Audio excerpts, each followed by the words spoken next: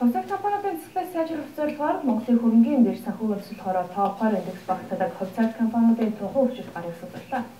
Тухайн хүчийн хүрээнд хувьцаа компаниуд 2016 оноос эхлэн компани цэцлийн үндэсний зөвлөлөөс боловсруулсан засаглалын үнэлгээний аргачлалын дагуу өөрсдийгөө үнэлэх эсвэл хөрөнгөний байгууллагаар үнэлгээ хийх юм. Харин энэхийн тулд хувьцаа компаниуд компанийн цэцлийн кодекс тусгасан ил тод нээлттэй эрхтэй хяналттай тогтолцоо хэрэгжүүлэх шаардлагатай болж байна. Энэ хүрээнд тухайн компани өөрийн үнэн зөв мэдээлэл, хууль журмын дагуу түгээж шаардлагатай чухал мэдээллийг цаг тухайд нь олон нийтэд мэдээлэх үүрэг хүлээж байгаа юм. Компани тухайн заасны дагуу удирдах зөвлөлийн дарга гишүүд нарийн бичгийн дарганаараа цэцлийн сургалтанд хамрагдсан байх шаардлагатай. Одоогийн талаар удирдах зөвлөлийн 1680 гишүүн энэ шаардлагыг биелүүлээд байна.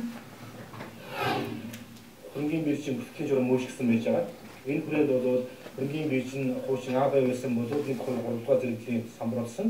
Энэ нэгдүгээр зэрэглэлд байж байгаа хувьцат компаниуд нь компаничлын кодексыг зайлшгүй дагаж мөрднө гэж заасан байна.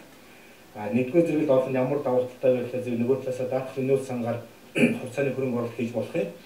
Дээрээс нь одоо хөрөнгө оруулалтын сангууд тийм ээ бид нар нэгдүгээр зэрэглэлийн хувьцат компани хувьцаа хөрөнгө боломжтой нэгж байгаа. Ийм нөгөө талаасаа засаглалыг сайжруулах хүснийг шүрэг болж байгаамаа гэж хэлэх гэсэн.